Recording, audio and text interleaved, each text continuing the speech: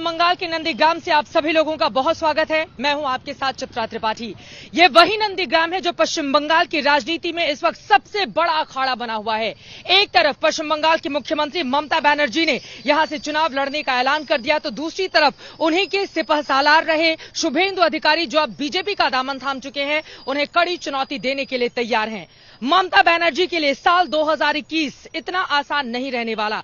हालांकि दीदी, जिन्होंने 2007 में SEZ के खिलाफ भूमि अधिग्रहण जो हुआ था, उसको लेकर बड़ा आंदोलन चलाया और यही जगह उनके उत्कर्ष का सबसे बड़ा कारण बनी। तो अब इस वक्त पश्चिम बंगाल की राजनीति में नंदीग्राम की क्या रहने वाली है भूमिका? दीदी या फिर दादा, किसका है यहां पर बोलबाला? आज इसी बात की करने वाले हैं नंदीग्राम से बड़ी पड़ताल।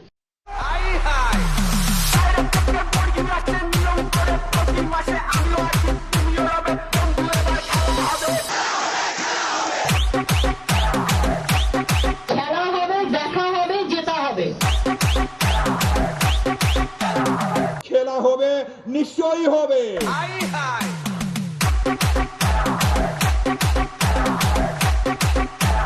খেলা হবে, খেলা হবে।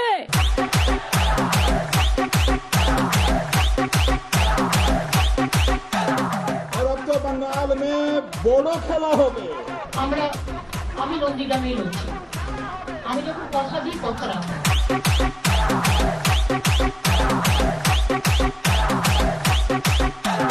খেলা হবে, দেখা হবে, জেতা হবে।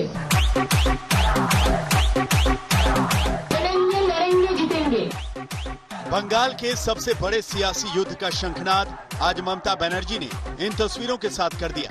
अपनी सेना को पूरे दमखम के साथ ममता ने सियासी युद्ध के मैदान में उतार दिया। लेकिन इस महाभारत का कुरुक्षेत्र नंदीग्राम होगा, वही युद्ध भूमि जहां से ममता की हुंकार सुनाई दे रही है, वही भूमि जो बंगाल चुनाव का केंद्र बिंदु है। एक तरफ ममता की सेना, दूसरी तरफ मोदी की सेना। सियासी भिड़ंत के लिए ममता की मोर्चाबंदी पूरी हो चुकी है। सियासी किले पर सेना की तैनाती हो चुकी है। लेकिन बीजेपी बंगाल की सियासी महाभारत में अभी ममता की सेना के दमखम का आकलन करने में जुटी है। ममता की लिस्ट आ गई है, लेकिन बीजेपी की लिस्ट अभी आनी बाकी है। नंदीग्राम से क्यों चुनाव लड़ रही ममता? ममता का नंदीग्राम कार्ड जीत की गारंटी? ममता की हैट्रिक या फिर हार का चांस है? कौन जीतेगा सियासी बाजी, ममता या मोदी? नंदीग्राम के कुरुक्षेत्र में ममता की महाभारत। जुझारू छवि और स्थानीय पैठ के बलबूते ममता बनर्जी पश्चिम बंगाल की सियासत में खुद को स्थापित करने में पूरी तरह से सफल रही। बीते 3 दशक में वैसे ममता बनर्जी खुद तो चुनाव नहीं हारी, लेकिन 2019 का चुनाव उनके लिए मुश्किलें लेकर आया, जब यहां की 42 लोकसभा सीटों में से 18 पर बीजेपी ने फतह हासिल कर लिया। वो भी तब जब 2016 में प्रचंड बहुमत के साथ ममता दीदी ने यहां पर अपनी सरकार बनाई थी। बीजेपी अब विस्तार के अगले चरण में आ चुकी है और 2021 में उनके ही गढ़ यानी कि नंदीग्राम में उनको हराने के लिए उनके ही पुराने सिपहसालार को मैदान में उतारने का मन बना चुकी है। ममता बनर्जी उस चक्रव्यूह में फंसकर उन्होंने खुद ही ऐलान कर दिया कि नंदीग्राम से वो चुनाव लड़ने के लिए तैयार हैं और इस तरह से ये नंदीग्राम सबसे बड़े दंगल के अखाड़े के तौर पर तब्दील हो चुका है। विफल मुख्यमंत्री सबसे बड़ी लड़ाई उसी नंदीग्राम से ममता बनर्जी लड़ेंगी जहां उनका सियासी सफर परवान चढ़ा। उसी नंदीग्राम से जहां ममता बनर्जी को सियासी पहचान मिली, जहां से लोगों का दिल जीता, विश्वास जीता, जहां से वाम दल की सत्ता को उखाड़ फेंकने की कसम खाकर ममता ने सियासी जमीन तैयार की। वही नंदीग्राम जो ममता बनर्जी की जिंदगी में टर्निंग पॉइंट साबित हुआ और जिस धरती की मिट्टी ने ममता को मुकद्दर का सिकंदर बना दिया, वही नंदीग्राम ममता की सियासी महाभारत का कुरुक्षेत्र बन गया। আমি নন্দীগ্রামে রয়েছি। আমি যখন কথা দিই কথা রাখি। কিন্তু এবারে আমি ভবানী ভুক্তা আমার সহকর্মী শোভনদেব চট্টোপাধ্যায়, তার বাড়ি এখানে, তিনি বক্সিং ক্লাব থেকে শুরু করে এপাড়ায় মানুষ হয়েছেন। আমি নন্দীগ্রাম থেকেই দাঁড়াবো। नंदीग्राम में ये भांगा बेड़ा ब्रिज है जिस पर इस वक्त मेरी मौजूदगी है। साल 2007 जब यहां पर लेफ्ट की सरकार थी और ममता बनर्जी खुद को प्रदेश की राजनीति में पूरी तरह स्थापित करने के लिए संघर्ष कर रही थी। आपको बता दें कि यहां पर इस पूरे इलाके में एक ऐसा संघर्ष हुआ जिसने पश्चिम बंगाल की राजनीति में नया मोड़ लाकर रख दिया था। यहीं पर किसानों और पुलिस के बीच संघर्ष में 14 किसानों की मौत हो गई थी और मेरे पीछे जो हिस्सा आप देख रहे हैं, दरअसल इसी जगह किसानों की लाश बिछी हुई थी। इसी को लेकर ममता बनर्जी ने आक्रामक तरीके से तब की सरकार पर हमला बोला और उसके बाद यहां की राजनीति में एक अलग तरीके से उनका अभ्युदय हुआ। लगातार ये संघर्ष चलता रहा और आखिरकार भूमि अधिग्रहण को यहां से रद्द करना पड़ा। अपने सियासी सफर में ममता बनर्जी सबसे मुश्किल चुनाव लड़ने जा रही हैं और कठिन वक्त में भरोसे की तलाश ममता को एक बार फिर नंदीग्राम ले आई। ममता ने सियासत में बड़ी लकीर खींच दी जिसे पार करना बीजेपी के लिए मुश्किल नहीं, बहुत मुश्किल होगा। ममता ने सिर्फ एक सीट यानी नंदीग्राम से चुनाव लड़ने का निर्णय लेकर एक तीर से कई सियासी दांव चल दिए। इसे यूं समझिए, एक निर्णय से ममता ने 5 बड़े संदेश क्या दिए। सबसे बड़ा सियासी साहस, हार जीत का डर नहीं, नंदीग्राम पर अटूट विश्वास, वर्कर्स का मनोबल बढ़ाया, बीजेपी पर दबाव बनाया। नंदीग्राम सीट से चुनाव लड़ने का ऐलान करके ममता ने बड़ा दांव खेल दिया।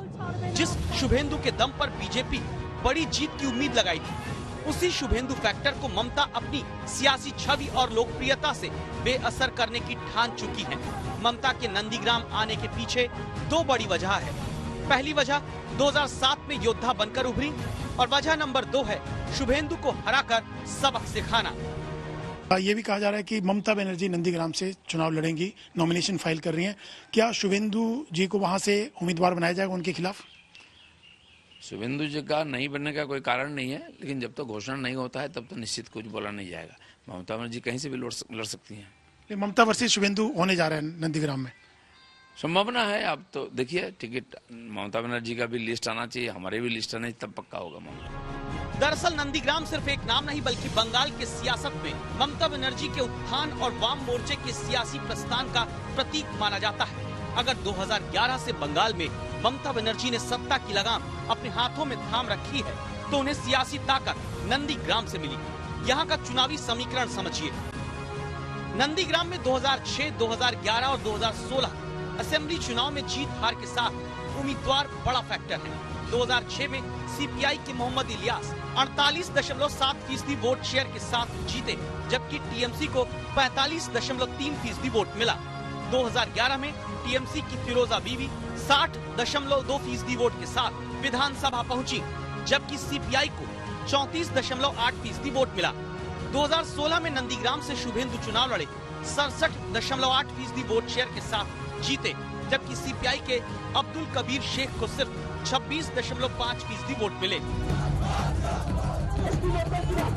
टीएमसी के सेनापति रहे शुभेंदु के खेमा बदलने से होने वाले नुकसान की भरपाई के लिए ममता अपनी सियासी साख दांव पर लगाने से पीछे नहीं हटी। बीजेपी को सोचने पर मजबूर कर दिया कि शुभेंदु फैक्टर को नंदीग्राम तक सीमित रखना है या नहीं। नंदीग्राम की रणभूमि में ममता के उतरने के सियासी मायने हैं। दक्षिण बंगाल के दुर्ग को शुभेंदु अधिकारी से बचाना, पूर्वी मिदनापुर शुभेंदु के सियासी वर्चस्व का इलाका है। नंदीग्राम से लड़ने से शुभेंदु पर सीधा दबाव डालना। शुभेंदु चुनाव लड़ेंगे तो पूरी ताकत नंदीग्राम में झोंकेंगे। शुभेंदु सिर्फ और सिर्फ नंदीग्राम तक सीमित हो जाएंगे। यहाँ आपको ये समझना है कि नंदीग्राम से चुनाव लड़कर ममता ध्रुवीकरण को भी रोकेंगी। बंगाल चुनाव में हिंदू मुस्लिम का ध्रुवीकरण होगा। ममता बंगाली हिंदुओं को साथ जोड़कर रखेंगी। दक्षिण बंगाल में बंगाली हिंदू वोटर ममता के साथ, ममता नहीं लड़ती तो मुस्लिम उम्मीदवार उतारती। मुस्लिम उम्मीदवार से हिंदू वोट का ध्रुवीकरण होता, इसलिए चुनाव लड़कर ममता हिंदू मुस्लिम वोट जोड़कर रखेंगी। सिर्फ नंदीग्राम से चुनाव लड़ने का ऐलान करके ममता ने बीजेपी के शुभेंदु के नहले पर दहला मार दिया। एक तरफ जमीन अधिग्रहण के खिलाफ लड़ी गई लड़ाई की यादें बंगाल के लोगों के जहन में जिंदा कर दी और दूसरी तरफ शुभेंदु फैक्टर से निपटने की रणनीति बना डाली। मेरे पीछे ये शहीद मीनार है जिसको टीएमसी के शुभेंदु अधिकारी ने बनाया था, लेकिन अब तो वो बीजेपी के हो चुके हैं। लिहाजा इस शहीद मीनार को लेकर भी अब टीएमसी और बीजेपी के बीच जंग है कि इसको किस पार्टी ने बनाया। आपको बताते चले कि जितने 14 किसान मारे गए थे 2007 के नंदीग्राम आंदोलन में, उन तमाम के नाम यहाँ पर दर्ज हैं और उन्हीं की याद में ये बनाया गया है। लेकिन अब उन्हीं नामों के बीच शुभेंदु अधिकारी या ममता बनर्जी, किसने बनाया इस मीनार को, इसको लेकर भी जंग पश्चिम बंगाल में नंदीग्राम में जारी है। ममता के ऐलान के बाद अब नंदीग्राम का सियासी माहौल गर्म है। ममता को 65% हिंदू और 35% मुस्लिम वोटर को अपने साथ जोड़े रखना है। নতুন করে জন্ম হলো তৃণমূলের।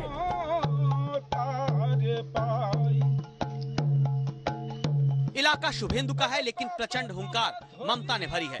अब ममता नंदीग्राम में पैदल यात्रा करेंगी, लोगों के बीच जाएंगी, फिर वही पूरी इमेज नंदीग्राम में ममता की दिखेगी। फर्क इतना है कि इस बार लड़ाई चुनावी है, उस बार लड़ाई वाम सरकार से थी। वैष्णव की उपासना करने वाले गोपाल जी हमारे साथ मौजूद हैं, इनसे जरा बातचीत करते हैं। आप इसी तरह से साइकिल से जा वैष्णव की उपासना करते हैं? सारे घर में का नाम करते हैं, नाम देते हैं, हाँ। नाम करते हैं, यही हमारा खाना पीना होते हैं, भगवान की पूजा करते हैं। भगवान की पूजा से ही होता है आपका? हाँ, हमारा कमाई वही होती है। लोग पैसे भी देते हैं? हाँ, लोग जो मर्जी देता है, कोई 10 रुपया, कोई 5 रुपया, कोई थोड़ा चावल, अच्छा, यही अनाज देते हैं। इसी से पूरा गुजारा चलता है। परिवार में कौन है? हमारा एक लड़का है, 2 बेटी है। यही नंदीग्राम के आप रहने वाले हैं, तो बड़ी मुश्किल होती होगी इतने कम पैसे में? कष्ट होता है, बहुत कष्ट होता है, इसमें संसार नहीं चलते हैं। फिर हम वैष्णव आदमी हैं, किसी को मांगते हैं तो देते हैं कुछ पैसा वगैरह, संसार तो अच्छी तरीके से गुजारा नहीं होता है। तो क्या चाहते हैं आप? यहाँ की सरकार की ओर से तो बड़ी मदद की जाती है। सरकार जो है वो वैष्णव का नहीं चाहते हैं, वैष्णव का नहीं चाहते हैं? नहीं चाहते हैं, वो ज्यादा क्या कह रहे हैं। दीदी तो यहाँ पे बहुत कुछ किया है। हाँ। दीदी हम लोग के लिए किस लिए नहीं मतलब देख रहे हैं दीदी को, वो तो हम लोग को पता नहीं है। लेकिन दीदी इतना कुछ किया है, जैसे हम लोग भुला नहीं जाते हैं। हम लोग जब तब जिएंगे दीदी को भी देखेंगे। अच्छा, दीदी ही रहेंगी? हाँ, वही पसंद आती है और कुछ नहीं। लेकिन दीदी हम लोग के लिए देखता नहीं, किस लिए, यही थोड़ा समझ में आता है। सियासी महाभारत में ममता के इस दांव से विरोधी सेना पर साइकोलॉजिकल प्रेशर बनेगा। इस दांव से ममता ने अपनी लाइन क्लियर कर दी। ये लड़ाई आसान नहीं, लेकिन ममता ने एक सीट से चुनाव लड़ने का फैसला करके सबसे बड़ा जोखिम उठाया है, जो लाभ और हानि दोनों फल दे सकता है। बंगाल की लड़ाई अहम क्यों है, आपको ये बता दें।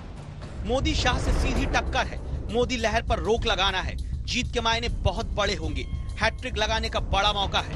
विचारधारा पर वोट की मोहर है, सेक्युलर इमेज मजबूत होगी, विपक्ष का ऑल इंडिया चेहरा बन सकती है। 2024 में भी बड़ा रोल निभाना है। सियासी लड़ाई बंगाल में लड़ी जा रही, कुरुक्षेत्र नंदीग्राम है, लेकिन इस युद्ध में आम आदमी पार्टी, आरजेडी, एनसीपी से लेकर शिवसेना तक ममता को खुला सपोर्ट दे रहे हैं। ममता के लिए ये लड़ाई करो या मरो जैसी है। ऐसे में वो एक एक कदम फूक कर रखती हैं। उम्मीदवारों की लिस्ट जारी करते वक्त ममता ने कुछ पुरानी परंपरा को अपनाया। छोटे रूम से उम्मीदवारों की लिस्ट जारी की। छोटे रूम को ममता बनर्जी बहुत लकी मानती हैं। 2011 और 16 में इसी कमरे में प्रेस कॉन्फ्रेंस की थी। दोनों चुनावों में टीएमसी को बड़ी जीत मिली। 2019 में इस रूम में प्रेस कॉन्फ्रेंस नहीं की थी। टीएमसी को तब 42 सीट में 22 सीट मिली थी। ममता बनर्जी ने आज अपने उसी लकी रूम से कैंडिडेट लिस्ट की घोषणा की, जहां से उन्होंने 2011 और 2016 के विधानसभा चुनाव के लिए कैंडिडेट लिस्ट की घोषणा की थी। दरअसल ये काफी छोटा कमरा है और मीडिया इसमें पूरी तरह समा भी नहीं पाता है। लेकिन 2019 में जो कैंडिडेट लिस्ट की घोषणा की थी वो एक बड़े कॉन्फ्रेंस हॉल से की थी, लेकिन जो नतीजे उस वक्त आए वो ममता बनर्जी के अनुरूप नहीं थे। और यही वजह है कि ममता बनर्जी ने 2021 विधानसभा चुनाव के लिए कैंडिडेट लिस्ट की घोषणा करने के लिए उसी लकी रूम को चुना। टीएमसी की तरफ से 291 उम्मीदवारों की लिस्ट ममता ने इसी कमरे से जारी कर दी। ममता ने बता दिया कि भवानीपुर से नहीं लड़ेंगी। अब विरोधी सेना ममता के इस फैसले की अपने अंदाज में व्याख्या करती दिखती है। सच देखने वाली बात यह है कि ममता दीदी जहां पे जो सीट से इतने साल से लड़ते आए हैं, जिन्होंने उनको मुख्यमंत्री बनाया, हमेशा उनके पास रहा कब से, वो भवानीपुर सीट उन्होंने डिजर्ट कर दिया, वहां से नहीं लड़ रही, क्योंकि उनको मालूम है कि वहां पे लड़ने से बिल्कुल हार का सामना उनको करना पड़ता। और लास्ट टाइम 7 में से मेरे ख्याल से 5 वार्ड में वो पीछे थी। बीजेपी ने ममता पर भवानीपुर को लेकर वार किया, लेकिन अब तक नंदीग्राम में ममता के खिलाफ शुभेंदु लड़ेंगे इसका आधिकारिक ऐलान नहीं किया। यानी नंदीग्राम के कुरुक्षेत्र में ममता को मोदी की सेना में कौन टक्कर देगा ये तय नहीं है। अनुपम मिश्रा, कोलकाता आज तक। नंदीग्राम के आसमान पर अगर आप नजर दौड़ाएंगे तो यहाँ पर बीजेपी और टीएमसी के झंडे आपको बुलंद नजर आएंगे। मुख्य मुकाबला नंदीग्राम में इन्हीं दोनों के बीच माना जा रहा है।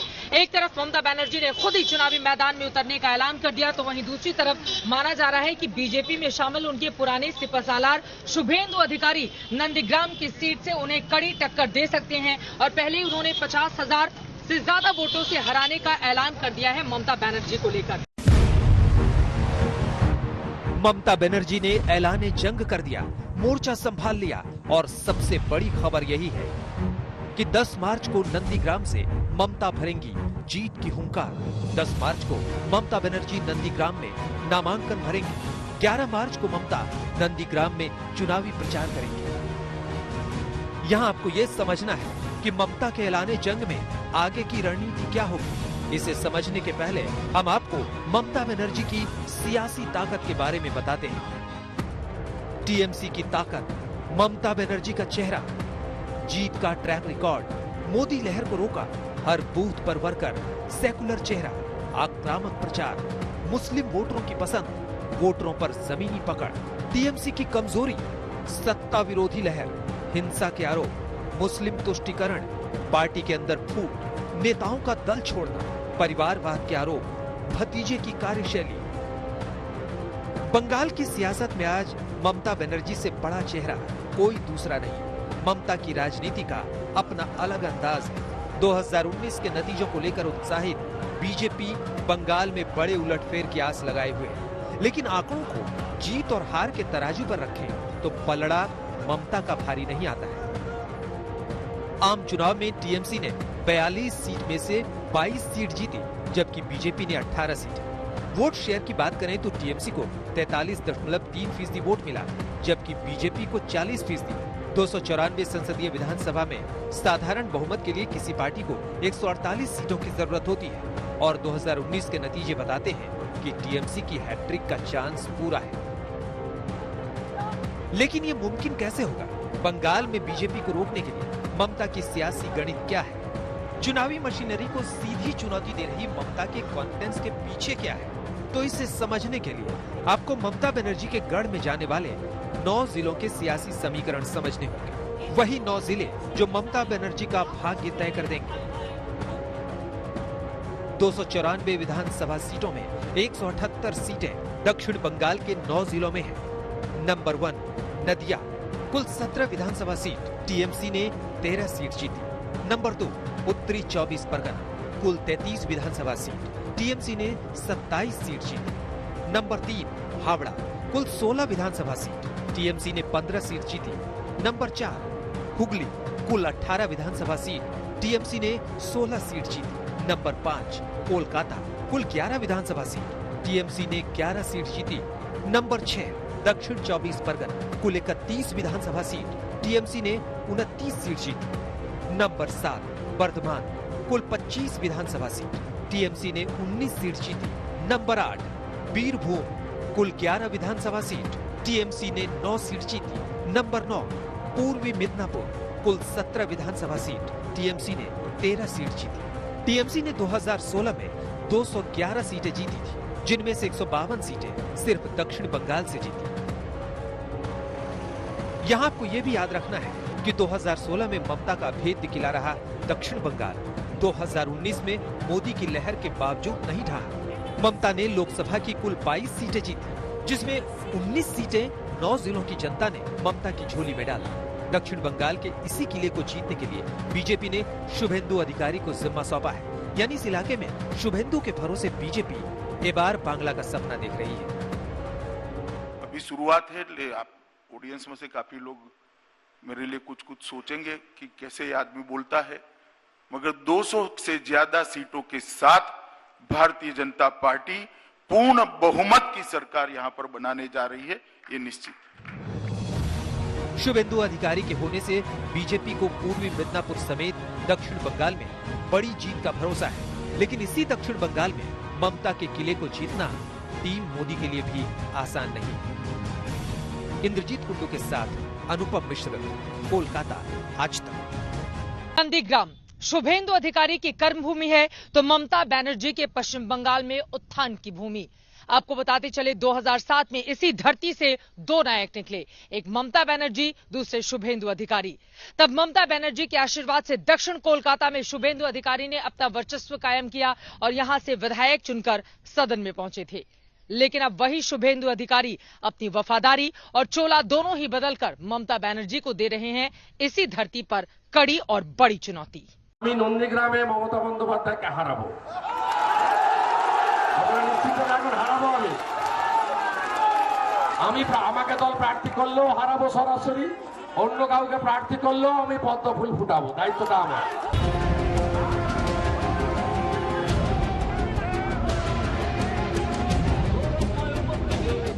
शुभेंदु अधिकारी के सियासी कद को समझने के लिए आपको इन तस्वीरों के पीछे की कहानी समझनी होगी। अब तक टीएमसी से बीजेपी में शामिल होने वाले दिल्ली में हाजिरी लगाते थे, लेकिन शुभेंदु की ज्वाइनिंग उनके इलाके में हुई और गृह मंत्री अमित शाह खुद पहुंचे। बंगाल की जनता का अंत में आह्वान करना चाहता हूं कि एक बार आपने 3 दशक तक, जरा सुनो भैया, 3 दशक तक कांग्रेस को मौका दिया है या नहीं दिया? दिया है ना? कम्युनिस्ट को 27 साल मौका दिया है या नहीं दिया? ममता दीदी को 10 साल दिया या नहीं दिया? एक 5 साल भारतीय जनता पार्टी को दे दीजिए, हम बंगाल को सोनार बांग्ला बनाकर रहेंगे।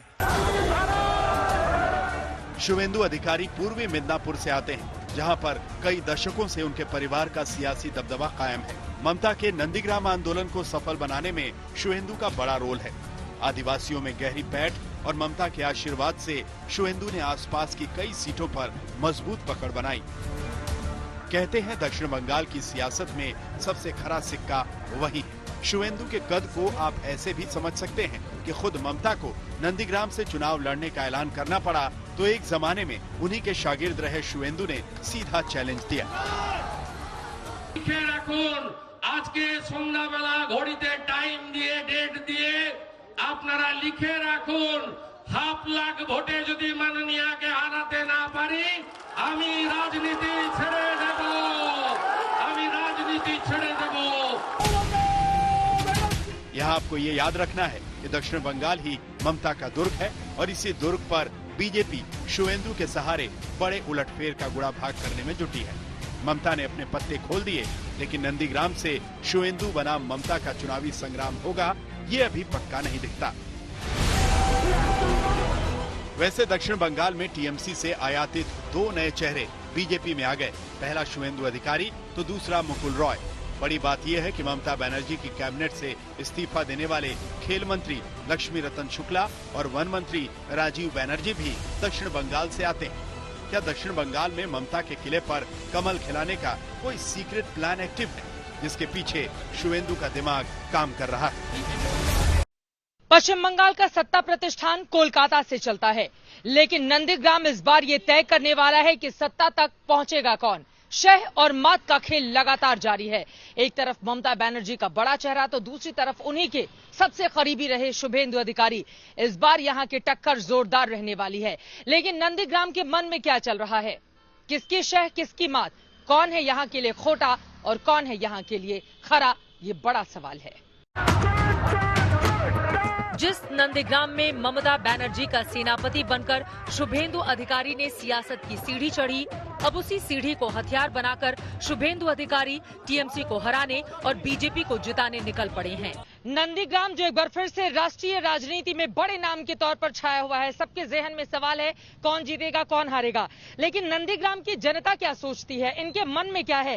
इलाके का विकास किया गया या फिर नहीं किया गया? जो वादे किए गए थे नेताओं ने उसे पूरा किया या नहीं पूरा किया, इन्हीं लोगों से जानते हैं। इलाके में विकास हुआ है? एक्चुअली मैडम ज्यादा काम नहीं हुआ, लेकिन हम लोग का जो इधर विधानसभा में जो नेता था अपना शुभेंदु दादा ने, वो अभी तो रिजाइन कर दिया है। मंत्री सभा जो उसका पद था अपना परिवार परिवहन मंत्री और अपना सेज मंत्री जो दोनों था, वो तो अपना बहिष्कार कर दिया पद से। तो अभी उसका जमाना में कुछ काम हुआ था, लेकिन ज्यादा काम वो भी नहीं हुआ। एक गांव में आप घूमेंगे तो आपको पता चलेगा, जो अभी तक आज का डेट में वो भी अपना मिट्टी का रास्ता है। इलाके में विकास हुआ है आपके? जी हाँ, विकास तो हुआ है। और यहाँ पे ज्यादा किसी का काम करता है, और कृषि काम, किसानों की आबादी यहाँ पे ज्यादा है। आप लोग चाहते क्या हैं? एक्चुअली मैडम देखिए, आज का डेट में नंदीग्राम में ज्यादा पॉलिटिक्स चलता है, ठीक है, लेकिन अभी शिक्षित में मतलब एजुकेशन के लिए आप देखने के लिए चाहता है तो वो भी नंदीग्राम फर्स्ट है। आज का डेट में क्या बहुत सारा बेकार आदमी जन्म ले लिया, लेकिन बेकार का काफी सारा हो गया बेकार आदमी। उन लोग के लिए काम चाहिए, और अपना यहाँ पे कुछ कारखाना आए तो कुछ अच्छा आदमी के लिए सोचेंगे तो अच्छा है। ऑलराउंड डेवलपमेंट हुआ है, एक नंबर बात। दूसरी बात, डेवलपमेंट हुआ है या किसने करा है? ममता दीदी ने, शुभेंदु दा ने? ममता दी में क्या, ममता बंदोपाध्याय शुभेंदु अधिकारी के चक से माने उसका माध्यमे হচ্ছে নন্দীগ্রাম মানে উন্নয়নটা করেছে। यहाँ के लिए कौन अच्छा है? दोनों मिलके किया है, थोड़ा बहुत उन्नयन हुआ है। अब तो लेकिन दोनों अलग हो गए, तो फिर दोनों में से एक किसको चुनेंगे? लेकिन बहुत कुछ बाकी रह गया है, जो स्वच्छ भारत हुआ है। प्रधानमंत्री अभी शुभेंदु अधिकारी होंगे, ममता बनर्जी आपस में चुनाव लड़ेंगे, तो दोनों में से किसी एक को चुनना पड़ेगा।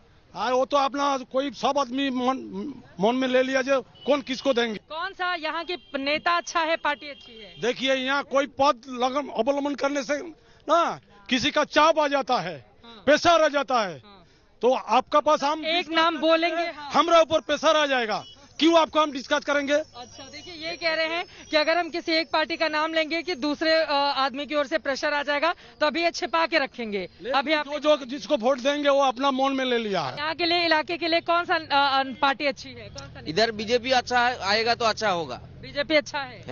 शुभेंदु अधिकारी आएंगे तो अच्छा होगा। शुभेंदु अधिकारी आएगा भी अच्छा तो रहे यहाँ पर, तो काम आप लोग क्या नहीं करने। आइए आगे, क्या बोल रहे हैं? शुभेंदु है, हाँ शुभेंदु है तो अच्छा काम होगा। शुभेंदु आएंगे तो अच्छा काम होगा। ममता दीदी अच्छा काम नहीं करेंगे? नहीं करेंगे। आपको भी लगता है? साधारण मानस से वोट लूट करे भी कोई आए, बीजेपी का गवर्नमेंट होगा तो अच्छा काम होगा। सब तरफ से हर गरीब के साथ किसान को सभी को सब कुछ मिलेगा, किसी को कुछ कार्ड मनी नहीं देना पड़ेगा। तो जो भी सरकार आए वो प्लीज यहाँ पे डेवलप कर दीजिए। अभी डेवलपमेंट नहीं हुआ है जैसा होना चाहिए। नहीं, उतना तो नहीं हो पाया। कौन सी पार्टी अच्छी है यहाँ? यहाँ का पार्टी जो अभी का जो पार्टी शासक दल है, मतलब तृणमूल जो है, वो तो अच्छा नहीं है।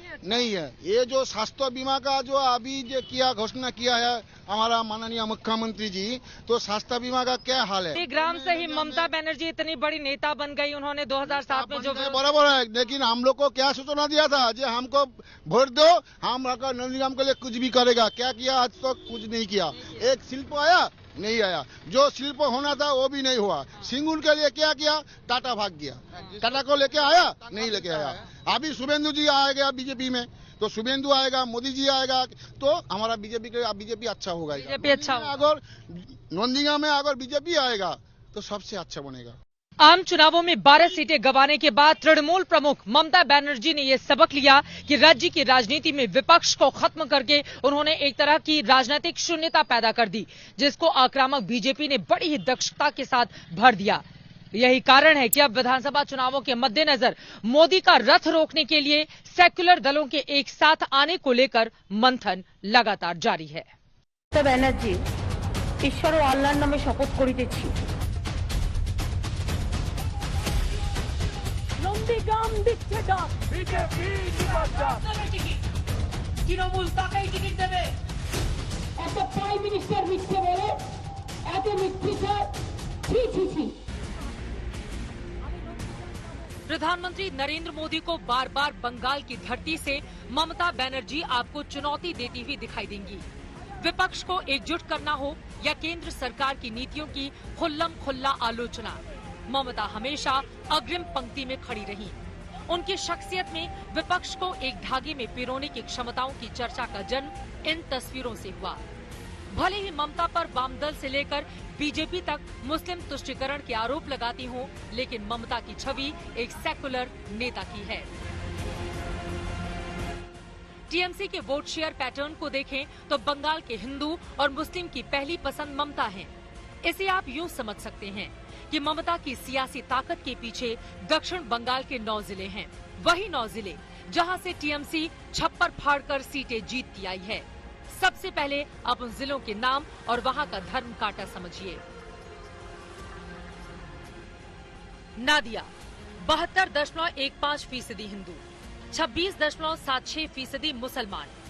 उत्तरी 24 परगना 73.46% हिंदू और 25.82% मुसलमान। हावड़ा 72.90% हिंदू, 26.20% मुस्लिम। हुगली 82% से ज्यादा हिंदू, मुसलमानों की संख्या 16% से कम है। कोलकाता 76.51% हिंदू, मुस्लिम 20.60%। दक्षिण 24 परगना जहां हिंदुओं की तादाद 63.17% है, जबकि मुसलमान 35.57%।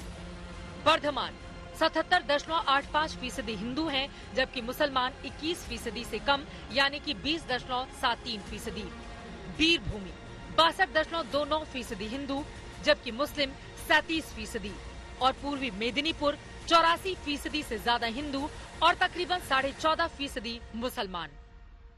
I am also Hindu. I will not take certificate from BJP that I am Hindu A or I am Hindu B or I am Hindu C or I am Hindu D or I am Hindu Z. I am Hindu. I am also Hindu. You compare. If you can catch me, sit, discuss. I will give you the what is Hinduism. तो क्या है? अमित शाह भी कर सकता है और भी कर सकता है, लेकिन आपको तो एक तो डिग्निटी देखना चाहिए ना, किसका साथ हम कर सकते हैं। इन 9 जिलों में कुल 178 विधानसभा की सीटें हैं, तो लोकसभा की 22 सीटें यहीं से आती हैं। इन्हीं 9 जिलों के वोटरों ने 2019 के लोकसभा चुनावों में अपने यहां की कुल 22 में से 19 सीटें ममता की झोली में डाल दी थी। यानी ममता को 2016 या फिर 2019 में प्रचंड जीत मिली तो फॉर्मूला यही था, हिंदू और मुस्लिम वोट साथ साथ। चुनावी जंग में अब इन्हीं जिलों में टीएमसी का प्रदर्शन ममता का भाग्य तय करेगा। यानी 2021 में जीत मिलेगी या हार, ये बड़ा सवाल है।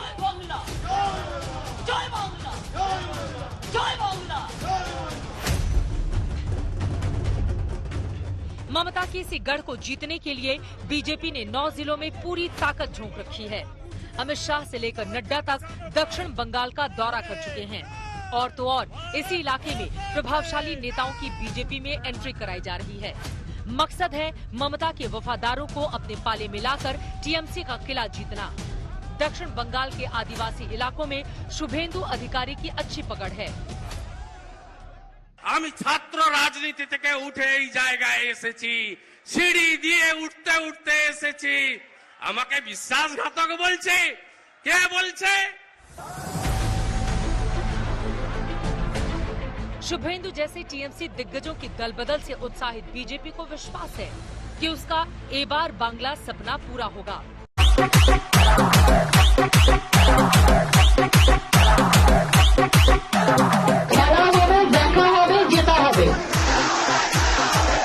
খেলা হবে, নিশ্চয়ই হবে।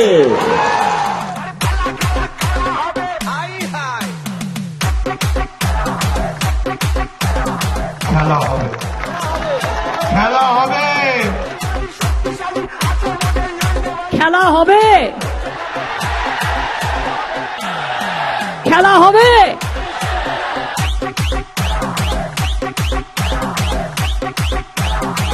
ममता बनर्जी बोलती मैं गोलकीपर हूँ, गोलकीपर ही गोल खाता है। ये खेला होवे, खेला होवे। बंगाल की जनता ने 2019 में खेल दिया है और उसका रिजल्ट 2021 में आएगा।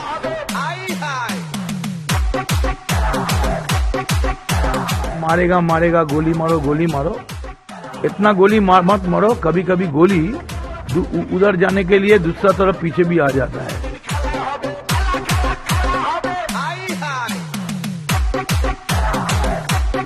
ममता बनर्जी अपील करने में जुट गई हैं कि हिंदी पट्टी से आई फांसीवादी बीजेपी को हराने के लिए लोग मदद करें। वहीं ममता बनर्जी पर मुस्लिम तुष्टीकरण के आरोप लगते रहे हैं और इसी वजह से वामदल से लेकर राम दल तक सभी ममता पर हमलावर हैं। बीजेपी से तो खतरा है ही ममता बनर्जी को, इससे कहीं ज्यादा खतरा अब उनको अपने ही उन वफादारों से है जो पाला बदलकर दीदी के लिए मुश्किलें पैदा कर रहे हैं। बंगाल में सत्ता की चाबी मुस्लिम वोटरों के हाथ में। मुस्लिम वोटरों ने जिस पार्टी को कबूल किया बंगाल की सत्ता में वो बैठ गया, चाहे पहले कांग्रेस हो या फिर लेफ्ट या आज ममता बनर्जी। बंगाल में करीब 30% मुस्लिम आबादी है और ममता के पक्ष में 2016 में 70% मुस्लिमों ने वोट किया।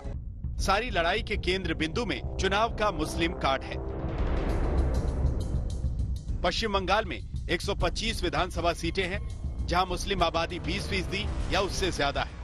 2016 के विधानसभा चुनाव में टीएमसी ने इन 125 सीटों में से 81 सीटें जीती थी।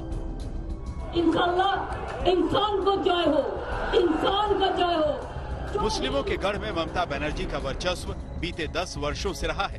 कई जिले ऐसे हैं जहां मुस्लिम वोटर आंख बंद करके टीएमसी पर भरोसा करते हैं।